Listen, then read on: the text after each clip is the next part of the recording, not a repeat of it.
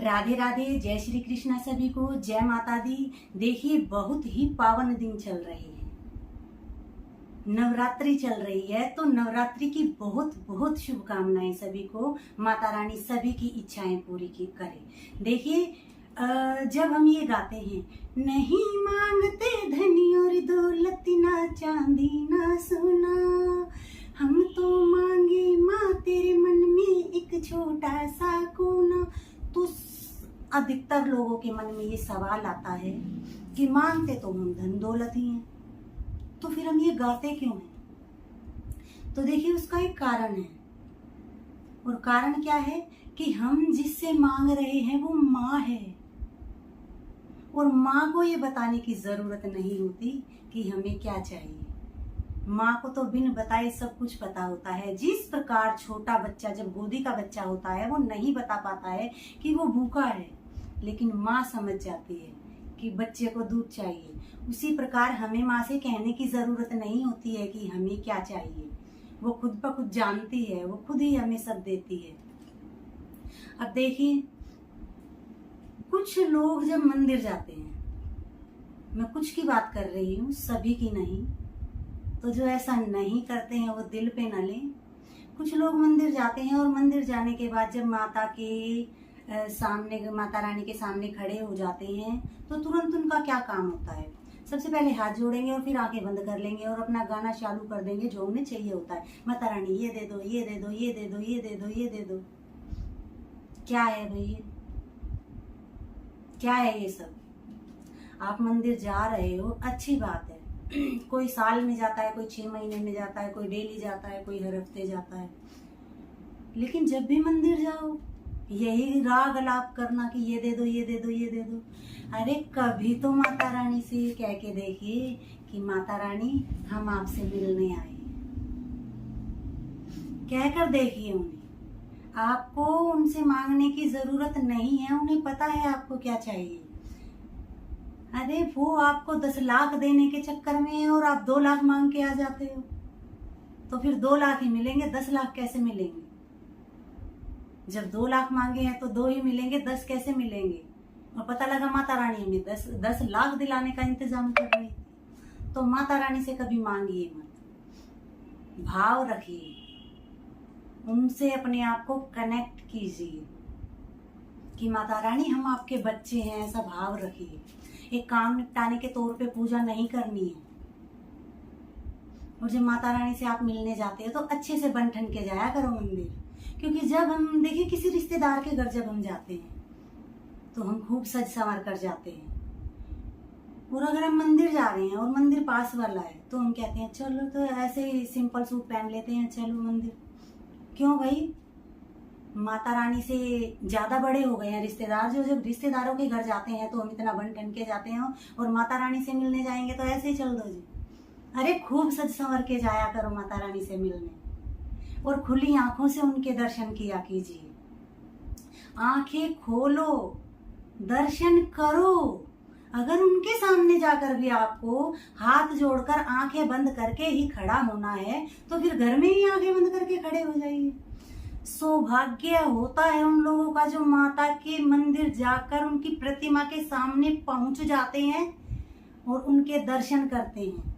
लेकिन लोगों को देखिए, वहां जाएंगे और आंखें बंद कर लेंगे।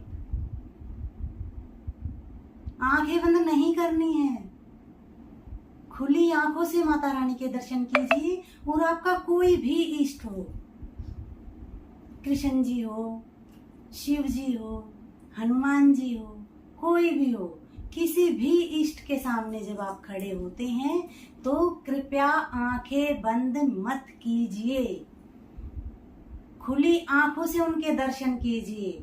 आप भगवान जी को देखिए, उन्हें खुद को देखने दीजिए। वो तो आपको हर जगह देखते हैं, लेकिन आप आज उनको देखने के लिए मंदिर गए हो तो उन्हें देखिए, खुली आंखों से देखिए, और सिर्फ देखिए, निहारिए, मन में भाव रखिए कि हम आपसे मिलने आए हैं। इस चक्कर में हम उनके दर्शन भी नहीं कर पाते हैं कि हमें ये दे दो, ये दे दो, ये दे दो, ये दे दो। हमारे तो यही भाव है, हम तो इसी भाव से मंदिर जाते हैं। और हम ये भी कहना चाहेंगे, देखिए जिन लड़कियों के सास है, सास ससुर है और वो इनका ख्याल नहीं रखती है, सासू माँ घर में भूखी है, बीमार है, वो अपना कर नहीं सकती है, और लड़की को मतलब उनकी बहू को पड़ी है माता रानी के व्रत करने की, पूजा करने की, मंदिर जाने की, तो देखिए जब तक माता पिता और सास ससुर हैं तब तक हमें मंदिर जाने की मुझे नहीं लगता है कि जरूरत होती है। क्योंकि देखिए जिस घर के बड़े बुजुर्ग हंसते हैं वहां भगवान वास करते हैं। वहां भगवान को बुलाने की जरूरत, माता रानी को बुलाने की जरूरत होती ही नहीं है, वो खुद ब खुद वहां पर होती है, परमानेंट रहती है वहां पर। जिस घर के माता पिता, जिस घर के जिस लड़की के सास ससुर हंसते हैं वो हमेशा उन्हें दुआएं देते हैं, और माता पिता की दुआएं कभी खाली नहीं जा सकती। उनसे बड़ी तो दुआएं ही नहीं है इस दुनिया में। तो जो लड़कियां व्रत रखती हैं और अपनी सास ससुर का ख्याल नहीं रख पाती है, उनकी सास घर में भूखी है, तो कृपया वो भूखे रहने का कष्ट ना करें, क्योंकि माता रानी कुछ नहीं होने वाली है। आप अपनी सास की सेवा कीजिए तो माता रानी खुद ब खुद घर में विराजमान हो जाएंगी, आपकी सभी इच्छाएं पूरी करेंगी। हो सकता है कुछ बहनों को मेरी बात बुरी लगे, लेकिन हम अपने विचार जरूर रखेंगे। किसी को बुरी लगे तो हम क्षमा चाहेंगे। हमारे ऐसे ही विचार है और इन्हें हम आपके साथ साझा करते रहेंगे। एक बात और कहना चाहेंगे, देखिए बेटा जितना मर्जी बिजी हो, जितना मर्जी बड़ा बिजनेसमैन हो, हर बेटे को अपने माता पिता के लिए अगर ज्यादा नहीं तो दिन में कम से कम 10 मिनट, सिर्फ 10 मिनट, 24 घंटे में से आप 10 मिनट तो अपने माता पिता को दे सकते हो। 10 मिनट तो कोई बड़ी चीज नहीं है। जब आप छोटे थे तो आपके माता पिता ने तो अपने 24 के 24 घंटे आपको दिए हैं, 24 के 24 घंटे आपको दिए हैं, तो क्या आप बुढ़ापे में उन्हें 10 मिनट नहीं दे सकते? दे सकते हो। अगर आप चाहो तो कुछ भी कर सकते हो। इंसान अगर चाहे तो कुछ भी कर सकता है। भगवान ने इंसान को इस लायक बनाया है कि अगर वो चाहे तो कुछ भी कर सकता है, और जो मेहनत करता है भगवान उसका साथ अवश्य देते हैं। वो किसी की मेहनत को खाली नहीं जाने देते। तो देखिए 10 मिनट अपने माता पिता को दीजिए। अगर बेटा बड़ा भी हो जाए, बच्चे बड़े भी हो जाएं, बेटा बेटी बड़े हो जाते हैं, तो माँ बाप की नजर में वो हमेशा फिर भी छोटे ही रहते हैं। ऐसा नहीं है कि वो बड़े हो गए हैं तो वो माता पिता की नजर में भी बड़े हो गए हैं। अगर आपकी माँ बड़ी उम्र की है तो उनकी गोदी में सर रख के 5 मिनट लेट कर देखिए। इससे बड़ी दौलत उनके लिए नहीं हो सकती है। ये 5-10 मिनट उनके जीवन को धरती पर स्वर्ग बनाने का काम करें। अरे क्या हो गया, आपकी शादी हो गई है तो क्या हो गया, आपके बच्चे बड़े हो गए हैं तो एक माँ के सामने तो आप आज भी उनके बच्चे हो। उनकी गोदी में सर रखकर लेट कर देखिए 2 मिनट, आपको कितनी शांति मिलेगी, और आपसे कहीं ज्यादा आपके माता पिता को शांति मिलेगी। इससे बड़ा सुख नहीं है उनके जीवन में। क्या चाहते हैं वो आपसे? माता पिता बुढ़ापे में बच्चों से क्या चाहते हैं? प्यार के 2 बूल, 2 टाइम खाना और प्यार के 2 बूल। लेकिन कुछ लोग क्या करते हैं, पैसा तो होता है उनके पास बहुत, पैसा दे देते हैं, लेकिन ना तो प्यार से बोलते हैं ना पास बैठते हैं। पैसा सब कुछ नहीं होता है जिंदगी में। जो 10 मिनट आपके माता पिता को दे सकते हैं वो लाखों रुपया भी नहीं दे सकते हैं। तो उनका ध्यान रखिए, खुश रहिए, माता पिता का ध्यान रखिए और अपना भी ध्यान रखिए, क्योंकि माता पिता का ध्यान आप तभी रख सकते हैं जब आप खुद स्वस्थ रहें। और देखिए माता रानी घर आई है तो कृपया झगड़ा ना करें, घर में कलेश ना करें। जब माता रानी घर आई है तो उनका स्वागत कीजिए, भजन कीर्तन कीजिए, भजन लगाइए, टीवी पर चलाइए तेज आवाज में, थिरकिए उनके गानों पर, मस्ती कीजिए। माता रानी आई है, इस बात की खुशी मनाइए ताकि वो प्रसन्न हो देखकर कि मैं आई हूं तो मेरे बच्चे कितने खुश हैं। और चुगली पीरियड से कृपया बहनें बचिए। जी हाँ, चुगली पीरियड कृपया ना करें, क्योंकि चुगली पीरियड लगाने से माता रानी रुष्ट होती है।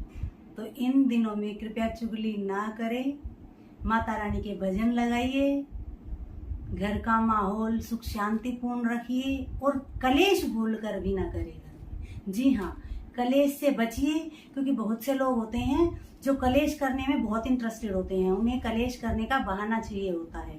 लेकिन ध्यान रखना, जब माता रानी घर आती है तो कलेश बिल्कुल ना करें, क्योंकि देखिए सिर्फ पूजा करने से ही माता रानी खुश नहीं होती। अब अपने आप से ही लगाइए। मान लीजिए हम 4 दिन के लिए किसी रिश्तेदार के घर गए, बैग लगाया हमने और 4 दिन के लिए हम रिश्तेदार के घर चले गए और हमारे जाने के नेक्स्ट डे वहां पर कलेश हो गया, तो हमारे मन में कैसा भाव आएगा कि हम आए हैं इसलिए ये कलेश कर रहे हैं। और एक बात और आएगी कि आगे हम तो आएंगे नहीं उनके घर में, हमें देख के कलेश कर रहे हैं और हम 4 दिन की बजाय 2 दिन में वहां से वापिस आ जाएंगे। तो देखिए माता रानी भी हमारे घर आई है, उनका स्वागत कीजिए, खुशियां मनाइए। और जो लोग अखंड ज्योत लगाते हैं वो कृपया घर का लॉक ना करें, ताला ना लगाएं, क्योंकि जब घर में अखंड ज्योत जलती है तो घर को लॉक नहीं करना चाहिए। एक बंदे को घर में जरूर रहना चाहिए। अखंड ज्योत अगर आपने लगाई है तो घर को लॉक नहीं करना होता है। तो ये छोटी छोटी बातें हैं, इन सब का ध्यान रखिए। सबसे बड़ी बात जो ध्यान रखने की है वो हमें अपने बड़ों को मान, इज्जत, मान, सम्मान और प्यार देने की है। हम उनके बच्चे हैं, सास ससुर हो या माता पिता, उनका खूब खूब खूब खूब उनका ध्यान रखिए, खूब मान सम्मान कीजिए ताकि उनके दिल से दुआएं निकलें। देखिए अगर हम उनका मान सम्मान करते हैं तो हमारी समाज में भी हमारा ऑटोमेटिकली देखिए मान सम्मान बढ़ता है। वो 4 लोगों को बताएंगे कि हमारे बच्चे तो इतने अच्छे हैं, हमारा इतना मान करते हैं, हमें बहुत इज्जत देते हैं।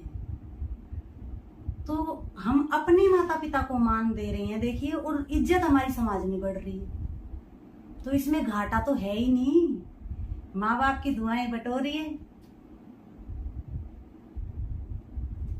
और माता रानी से कनेक्ट रहिए, कलेश मत कीजिए, चुगली पीरियड से बचिए, भजन घर में लगाइए तेज आवाज में और खूब डांस कीजिए, मस्ती कीजिए और माता रानी का आशीर्वाद प्राप्त कीजिए। जय माता दी। नवरात्रि की हार्दिक हार्दिक शुभकामनाएं।